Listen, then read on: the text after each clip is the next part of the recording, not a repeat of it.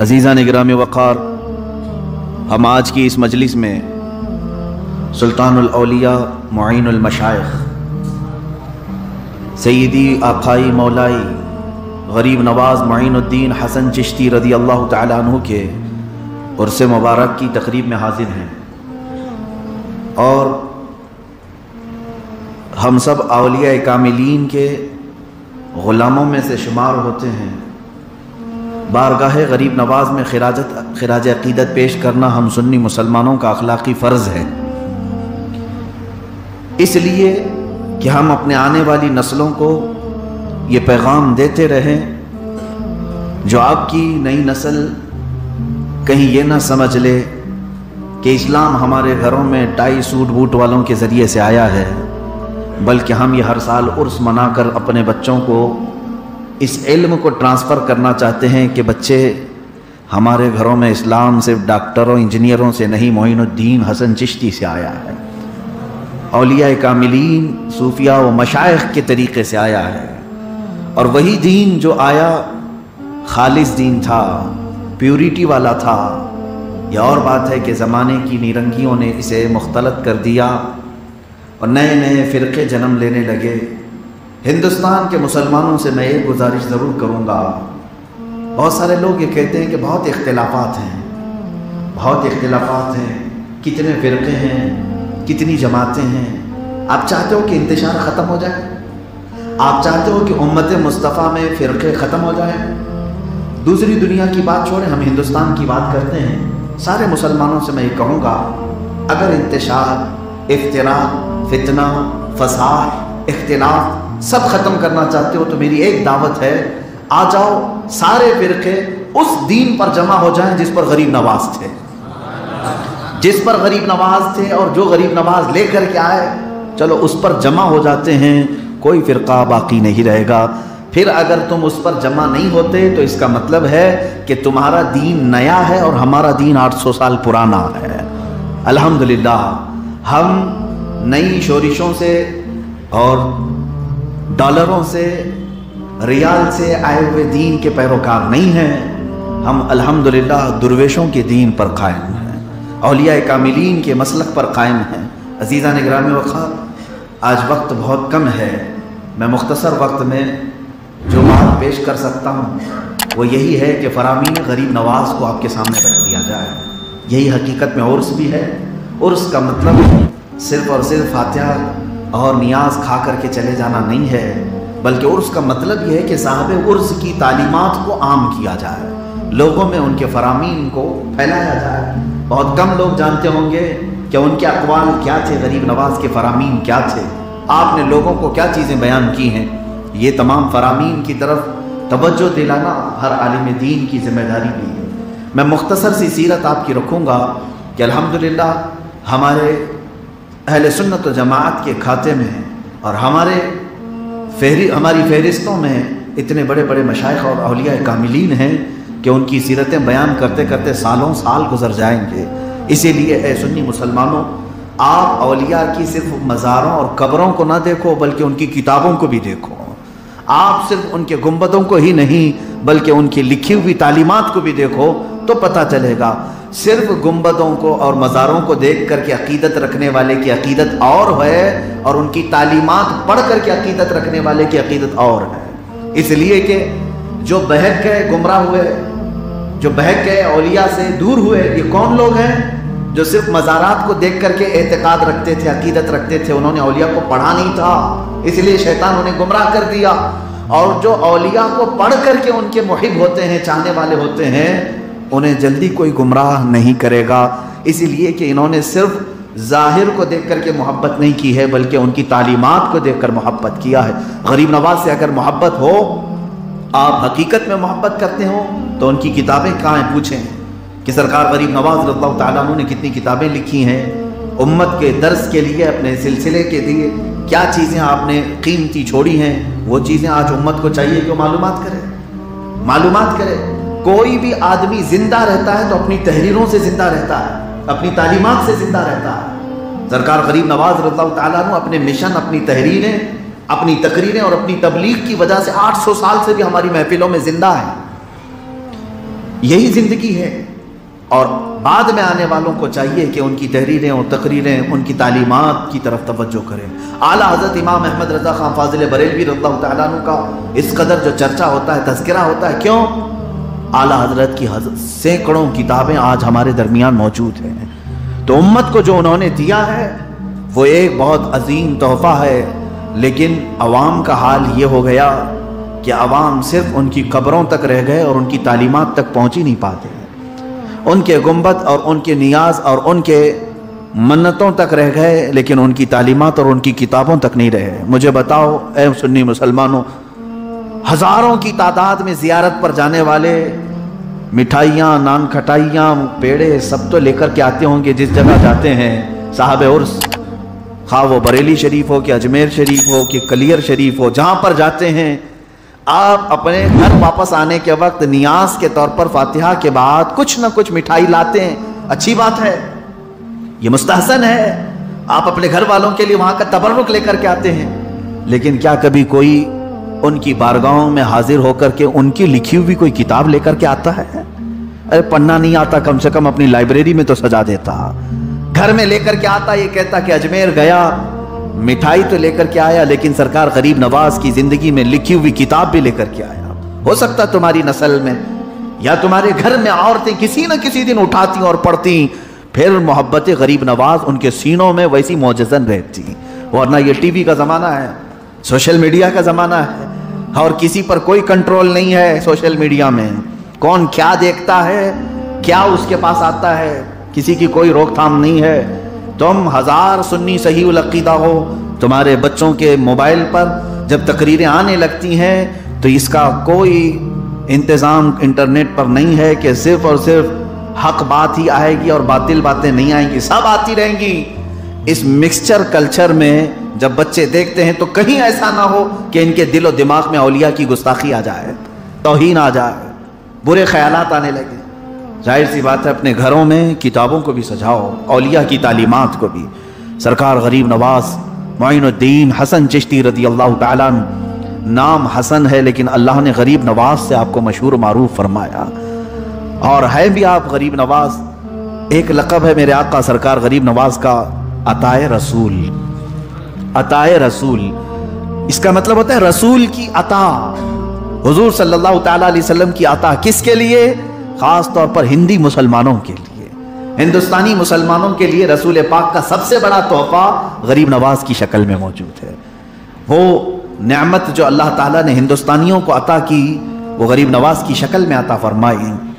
حضرت سلطان الاولیاء معین المشائخ غریب نواز رضی اللہ تعالیٰ مدینہ طیبہ حاضر تھے، تو میرے آقا صلی اللہ تعالیٰ علیہ وسلم کے حکم پر جو بشارت ہوئی ہندوستان تشریف لائے۔ یہاں تک کہ روایات میں یہ ملتا ہے کہ حضرت سرکار غریب نواز کو رسول پاک صلی اللہ تعالیٰ علیہ وسلم نے ہندوستان کا پورا نقشہ، پوری وادیاں، پورے میدان، پورے سب بستیاں ان کی آنکھوں کے سامنے فرما دی۔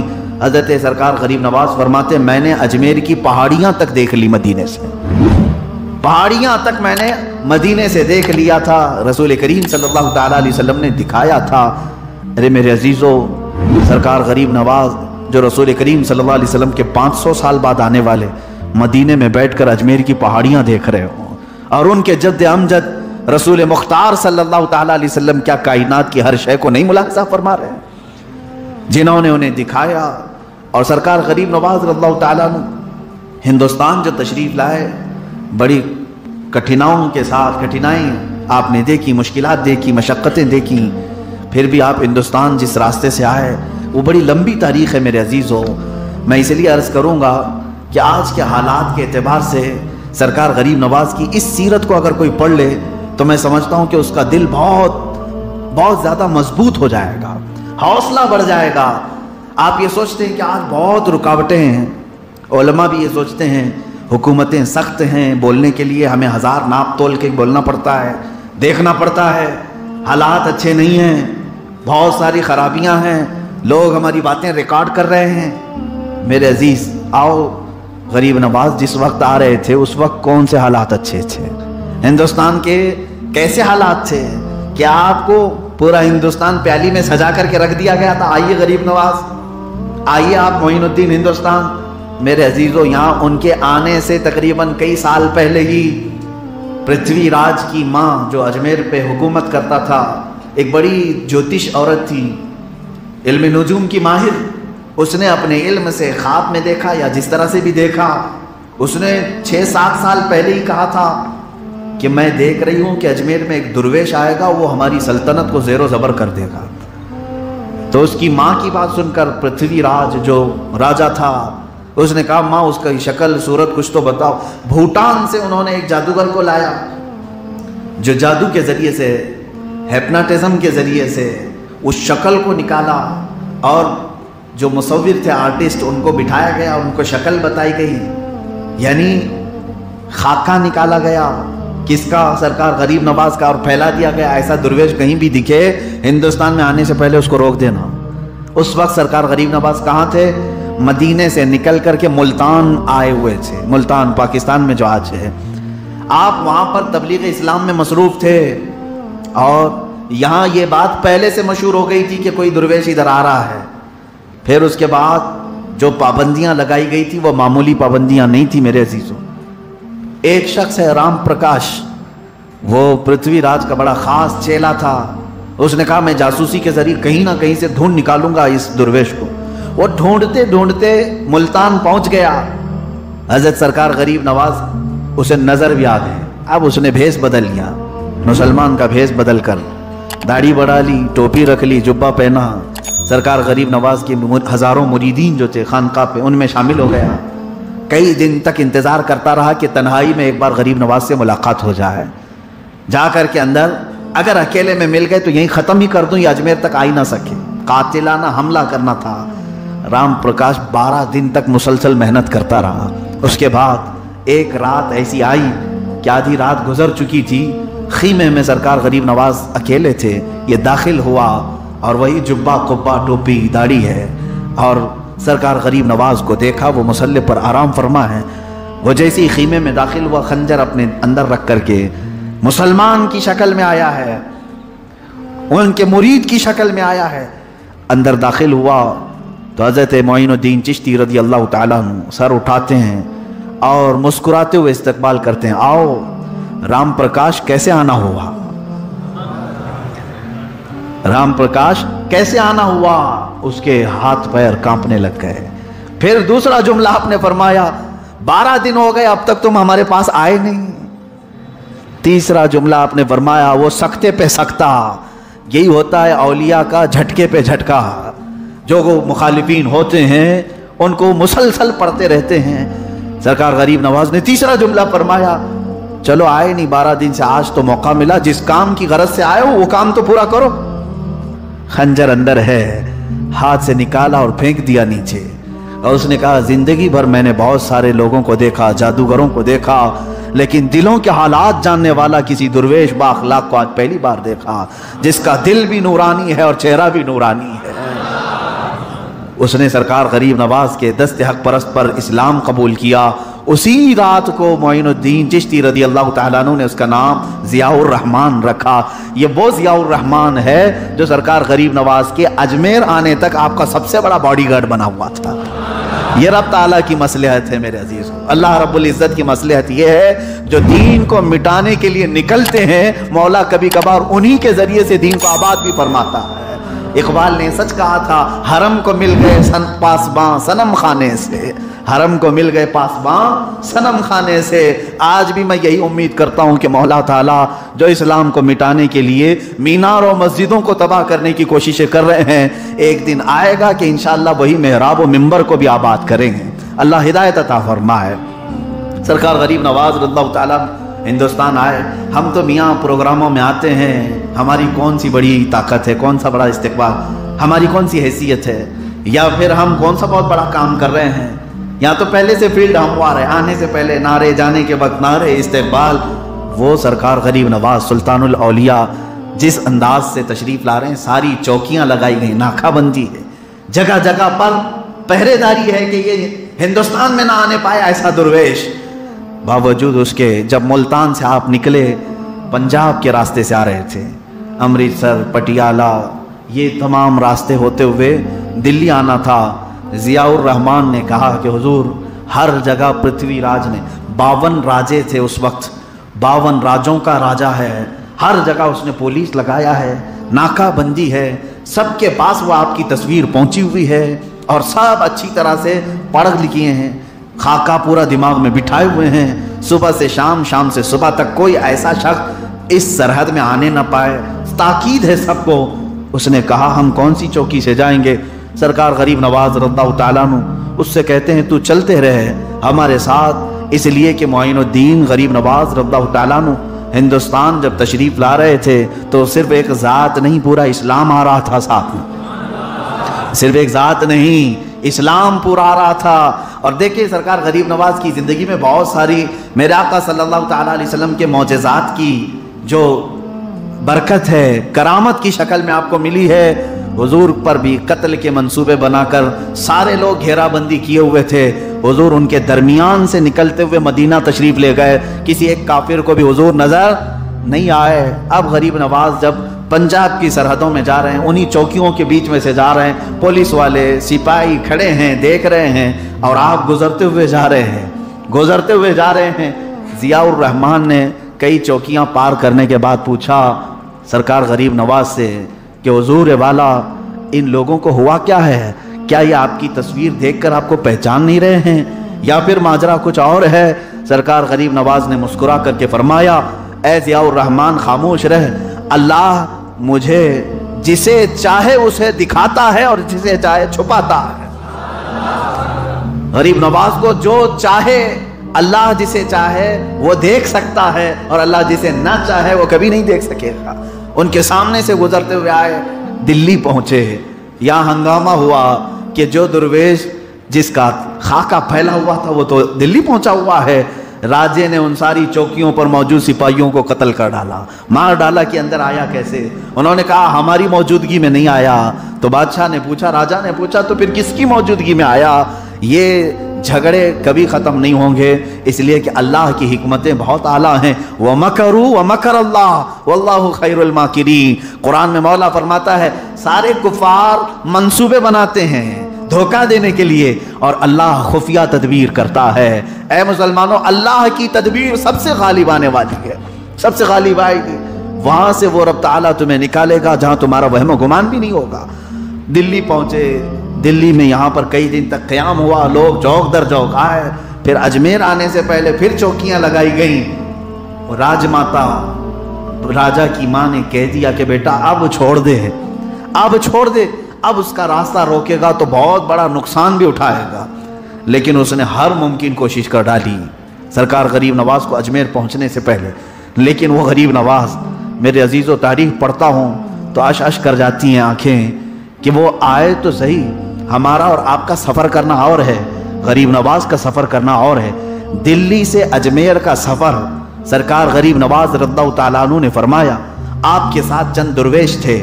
ये सफ़र तकरीबन 8 दिन के अंदर तय हुआ। इन 8 दिनों के अंदर दिल्ली से अजमेर तक 7,000 लोग इस्लाम कबूल कर चुके थे। वो सफ़र पर निकले तो इस्लाम देते चले जाएं। ये अल्लाह के वलियों की करामत। मेरे अजीज़ों, अना सागर को कूजे में भरना वो अलग करामत है, ऊंटों को बिठा देना अलग करामत है, खड़ाओं से जयपाल जोगी को मारना अलग करामत है, लेकिन लोगों के दिलों में शर्फ़े इस्लाम अता करना ये सबसे बड़ी करामत है। ये बड़ी करामतें हैं। सरकार गरीब नवाज रज़ियल्लाहु ताला अन्हु इन तमाम बंदिशों को तोड़ते हुए, सारी हदों को फलानते हुए, जो हदें इन्होंने बनाई थी, अजमेर मोहल्ला पहुँच भी गए और अजमेर मुक़द्दस जहाँ पहुँचे आपने अपनी झोपड़ी कायम भी की, अपनी इबादतों में मसरूफ़ रहे। क्या इतनी ही पाबंदी लगाई गई थी? रास्ता रोका गया था, तस्वीरें फैलाई गई थी, प्रोपेगेंडा किया गया था? इतना नहीं। आ जाने के बाद राजा ने क्या नहीं किया? पानी बंद कर दिया, पानी बंद करके देखा गया। फिर थोड़े दिनों के बाद जादूगरों से मुकाबला करवाया, जहर दे करके भेजा खाने में, औरतें भेजा, लड़कियां भेजा, कौन सी चीज़ नहीं की गई। लेकिन गरीब नवाज का मिशन समंदर की तरह फैलता ही चला गया।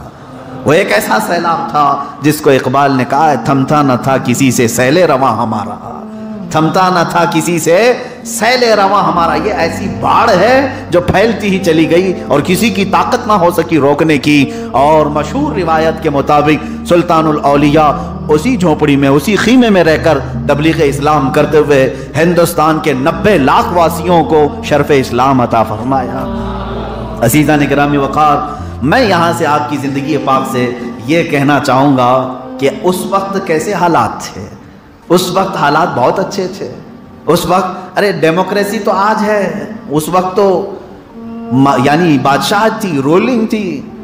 جو راجا ہے وہ کسی کا الیکشن سے آیا ہوا نہیں ہوتا، وہ اپنی طاقت سے آیا ہوا ہوتا ہے. اپنے سپاہی، اپنے وزیر، اپنی پولیس جس کو چاہے بند کرے، جسے چاہے مارے. اتنی طاقت اور ڈکٹیٹرشپ کے باوجود سرکار غریب نواز کے قدم نہیں ڈگمگائے. آج کے حالات میں اگر حق بولنے پر قدم ڈگمگاتے ہیں تو تم غریب نواز کے مریدین میں سے نہیں ہو. خوف تمہارے دلوں پر اگر آ گیا تو پھر سرکار غریب نواز رضی اللہ تعالیٰ عنہ کے مشن کو پھر سے پڑھو. آج جو لوگ یہ کہتے ہیں حالات بہت گمبھیر ہیں، ایسے ہیں ویسے ہیں، کچھ بھی نہیں ہے. امت مصطفیٰ صلی اللہ تعالیٰ علیہ وسلم کو اللہ تعالیٰ نے یہ خصوصیت عطا کی ہے کہ اگر یہ ایمان میں کامل ہو تو یہ خود حالات کو اپنے ہاتھوں سے موڑ دیتا ہے. یہ جس طرف جا رہا ہے، ہوائیں اگر مخالف چل رہی ہیں اور یہ دوسری طرف چل رہا ہے، تو رب تبارک و تعالیٰ امت مصطفیٰ کی اس عزت کی وجہ سے ہواؤں کو بھی اس کے پیچھے چلا دے گا. سعد ابن ابی وقاص رضی اللہ تعالیٰ عنہ، سعد ابن ابی وقاص ایک صحابی ہیں. میں آپ کو صرف تذکرہ دے کر جا رہا ہوں. حالات خراب ہیں. کون سی چیز ہمارے لیے روڑے اٹکاتی ہے؟ کیا ہے حالات خراب؟ سعد ابن ابی وقاص، عراق جب فتح ہو گیا، ایران فتح کرنا تھا. ایران اس وقت کی ایک ایسی اقلیم کا نام بتا رہا ہوں جو سپر پاور، جہاں کسرا بادشاہ، کسرا جس کو کہتے ہیں یزدگرد، وہ اس کی حکومت تھی. بڑا سپر پاور بادشاہ اس زمانے کا. اس کی سرحدوں میں داخل ہونا ہے، لیکن عراق اور ایران کے بیچ میں دریائے دجلہ ہے، دریا ہے. حضرت سعد ابن ابی وقاص وہاں تک آئے اور اس کے بعد اس طرف ایرانیوں کی فوج کھڑی ہے، اس طرف مسلمانوں کی فوج ہے. حضرت سعد ابن ابی وقاص نے پوچھا کیا ایران میں داخل ہونا ہے؟ ایران میں داخل ہونا ہے اسلام کے ساتھ؟ صحابہ نے کہا آپ جس طرف آگے بڑھیں گے ہم آگے بڑھتے ہیں. سعد ابن ابی وقاص نے کہا کشتیاں ہیں کسی کے پاس عبور کریں؟ کسی ایک کے پاس کشتی نہیں، کسی کے پاس تیرنے کے لیے ایک چیز نہیں ہے. سعد ابن ابی وقاص نے کیا کیا جانتے ہیں؟ سارے صحابہ سے کہا کہ تم یہ ایرانیوں کے تیروں کو سنبھالنا، جو تیر ماریں گے ہماری طرف سے 300 تیر انداز جو آگے پیچھے چلیں، اور تم ان کے تیروں کو سنبھالنا، میں دریا پار کرنے کا انتظام کرتا ہوں. کہا کشتیاں؟ ہزاروں کی تعداد میں صحابہ ہیں، تابعین ہیں سعد ابن ابی وقاص کے پیچھے، جو ایران کی سپر پاور کو ہلانے کے لیے جا رہے ہیں. کشتیاں نہیں ہیں ان کے پاس. سعد ابن ابی وقاص سے پوچھا لوگوں نے آپ کیا انتظام کر رہے ہیں؟ کہا آؤ سب اپنے اپنے گھوڑے لو، بسم اللہ پڑھو اور گھوڑے دریا میں ڈال دو. دریا میں ڈالو. دریا اتنا گہرا، بہت تیز بہاؤ والا دریا ہے دریائے دجلہ، ہر چیز کو بہا لے جاتا ہے. آج بھی اس کی روانی بہت تیز ہے، کافی لمبا دریا. اس وقت سعد ابن ابی وقاص 300 گھڑ سواروں کو لے کر دریا میں اپنے گھوڑے ڈالے. یہ نہیں دیکھا کہ گھوڑوں کو ہمارے ساتھ یہ بہا لے جائے گا، لیکن فرماتے ہیں کہ وہ آپس میں ایک دوسرے سے بات چیت کرتے ہوئے نہایت ہی پرسکون انداز میں دوسری طرف جا رہے ہیں. ہزاروں کی تعداد میں صحابہ نے دیکھا پہلی مرتبہ ایسا ہے کہ خشکی پہ دوڑنے والا گھوڑا دریا کی دری میں بھی دوڑ رہا ہے. اور دوڑتے ہوئے جب اس طرف کو پہنچنے والے تھے، تاریخ تبری میں یہ جملے لکھے ہوئے ہیں فارسی زبان میں، جو ایرانیوں کی زبان فارسی ہے. وہ کیا کہنے لگے جانتے ہیں؟ دیوا آمدند، دیوا آمدند، یعنی دیو لوگ آ گئے ہیں، دیو لوگ آ گئے ہیں. پہلی مرتبہ دیکھا ہے کہ گھوڑوں کو دریا میں سے بھی چلاتا ہوا کوئی آ گیا. وہ بغیر مقابلے کے ایران چھوڑ کر بھاگے تھے. یہی تو اقبال نے کہا ہے، دشت تو دشت ہے دریا بھی نہ چھوڑے ہم نے، بحر ظلمات میں دوڑا دیے گھوڑے ہم نے. ہمیں کوئی ہمارے اس سیل رواں کو کوئی طاقت روکے گی نہیں. بس جو کچھ بھی روکتی ہے وہ تمہاری بزدلی روکتی، تمہارے اپنے خیالات روکتے ہیں. اور آپ کو میں ایک بات عرض کر دوں، آپ نے ایک لقب سنا ہوگا نا سرکار غریب نواز کو، ہند الولی کہتے ہیں. سنیں کیا کہتے ہیں؟ ہند الولی. ہند الولی کا مطلب کبھی اب پوچھو ہند الولی کیا ہے؟ یہ سرکار غریب نواز کے ویسے دوسرے لقب ہیں. غریب نواز ہے، معین المشائخ ہے، معین الدین ہے، عطائے رسول ہے، نائب رسول ہے، یہ سب لقب ہیں. لیکن یہ ہند الولی کیا ہے؟ تو لوگ یہ سمجھتے ہیں کہ ہندوستان کا ایک ولی. اس کا مطلب نہیں میرے عزیزو، عربی کی ترکیب اگر آتی ہو تو سمجھ میں آئے گا. مضاف مضاف الیہ میں ترکیب جو ہوتی ہے اس میں ترجمہ پیچھے سے کریں گے. ہند الولی کا مطلب ہوتا ہے ولی کا ہندوستان. ہندوستان کا ولی نہیں، ہندوستان کا ولی نہیں، بلکہ ولی کا ہندوستان. اس لقب سے ہی ہمارے دل مضبوط ہونا چاہیے. اے سنی مسلمانوں، ہندوستان کس کا ہے؟ ولی کا ہندوستان ہے. ہم تو ہند الولی غریب نواز کے نام سے ایسے پڑھتے ہیں. وہ لوگ بھی پڑھتے ہیں جن کو اس کا ترجمہ معلوم نہیں ہے، جو غریب نواز سے جلتے ہیں وہ بھی ہند الولی کہتے ہیں ان کو، نفرت میں ہی صحیح، لیکن ہند الولی کہتے ہیں تو وہ یہ بھی مانتے ہیں کہ یہ ہندوستان کسی کے باپ کا نہیں، یہ ولی کا ہی ہندوستان ہے، یہ سرکار غریب نواز کا ہے. عزیزان گرامی وقار، جس سنی ہندی مسلمان کو یہ معلوم ہو کہ یہ ہند ولی کا ہے، غریب نواز نے یہاں پر اپنی محنت شاقہ کے ساتھ پرچم اسلام کو لہرایا ہے، تو آج ان کے پرچم کے تلے کیوں اتنی بزدلی، کیوں اتنا خوف، کیوں اتنا ڈر؟ نہ ڈر نکالو. اگر آزمائشیں ہیں تو ہو جانے دو.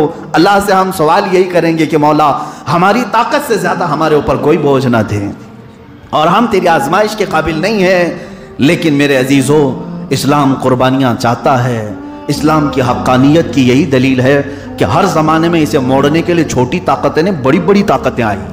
ہر زمانے میں اس کی بے کنی کرنے کے لیے بڑے بڑے بادشاہ میدان میں آئے، لیکن سارے لوگوں کی ایک ہی تاریخ ہے. چنگیز ہو کہ ہلاکو ہو، تاتاری ہوں کہ بربر ہوں، جس قوم نے بھی اسلام کے خلاف محاذ آرائی کی ہے انہیں پسپائی کا سامنا کرنا پڑا، اور اسلام وہی پھلتا پھولتا ہی رہا. اسلام کبھی ختم نہیں ہوا. آج بھی جو حالات آپ دیکھ رہے ہیں انشاءاللہ العزیز اسلام پر کوئی آنچ نہیں آئے گا. چند گردنیں کٹ جانے کا نام اسلام کٹنا نہیں ہے. مجھ جیسا اگر آدمی 4 ٹکڑوں میں بدل جائے، کسی کی تلوار کا کسی کی بندوق کا میں نشان بن جاؤں، تو اس کا مطلب یہ نہیں ہے کہ دین ختم ہوا. ارے دین کا میں ایک ادنا خادم ہوں، خادم کے ختم ہونے سے دین ختم کبھی نہیں ہوگا. میں ہمیشہ کہا کرتا ہوں اسلام اس عظیم درخت کا نام ہے جس کی جڑیں تحت الثری میں ہیں اور اس کی شاخیں اوج ثریا پر موجود ہیں. پوری دنیا مل کر اسے ہلا نہیں سکے گی. میں سرکار غریب نواز کے اس عرس کی تقریب میں ہندی مسلمانوں کو یہ ضرور کہنا چاہوں گا، تم فخر سے کہو کہ ہم غریب نواز کے ہندوستان میں آباد ہیں. کس کے ہندوستان میں ہے؟ سرکار غریب نواز کے ہندوستان میں آباد ہیں، جس کی بغیر الیکشن کے 800 سال سے مسلسل حکومت چل رہی ہے، اور آئندہ بھی الیکشن نہیں ہونا ہے، اور ڈرنا بھی نہیں ہے ہمیں.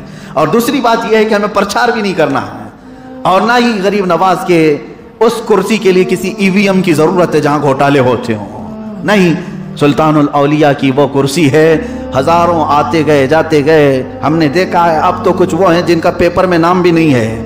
چند سال پہلے وہ پی ایم بھی تھے، سی ایم بھی تھے، اب پوچھا تو پتا چلا کہ اب وہ کچرے میں ہیں، نہیں ہیں، کوڑے کا دان میں پڑ گئے، کہیں ہیں، سب ختم ہو گئے. لیکن 800 سال سے ایک انگریز ہے جو انگریزوں کے زمانے میں یہاں پر سیاحت کیا. اس نے ہندوستان کی پرانی چیزوں کی تاریخ لکھی ہے کتاب میں. اس نے کہا بہت سارے عجائبات ہندوستان میں دیکھے، تاج محل دیکھا، قطب مینار دیکھا، لال قلعہ دیکھا، پرانی مندریں دیکھا، بہت ساری چیزیں دیکھا، لیکن ایک عجوبہ بھی میں نے دیکھا. یہ انگریز لکھتا ہے، ایک عجوبہ میں نے دیکھا کہ ہندوستان کے کروڑوں مسلمانوں پر یہ قبر حکومت کر رہی ہے. اس نے کہا وہ قبر حکومت ایسی کر رہی ہے، کہاں کی؟ کہا اجمیر معلیٰ کی قبر ہے. وہ کروڑوں مسلمانوں کے دلوں پر آج بھی حکومت کر رہی ہے. یہ ہم نے نہ کہا الفضل لما شہید بہ الاعداء، عربی میں کہا گیا فضیلت اس کی جس کی دشمن بھی گواہی دے رہے ہیں، دشمن بھی جس کی گواہی دیتے ہوں. ایک قبر ہے جو کروڑوں پر حکومت کر رہی ہے. عزیزان گرامی وقار، 800 سال کا عرصہ گزر گیا، لیکن الحمدللہ ہماری محفلوں میں غریب نواز کا نام اب بھی تازہ ہے. اب حالات کے تقاضوں کے اعتبار سے اگر چند لوگ ہم میں سے وہابی ہو گئے، اہل حدیث ہو گئے، دیوبندی ہو گئے، فلاں ہو گئے، اور ان کے دلوں میں اگر اولیاء دشمنی کا کیڑا آ گیا تو پھر یہ ان کا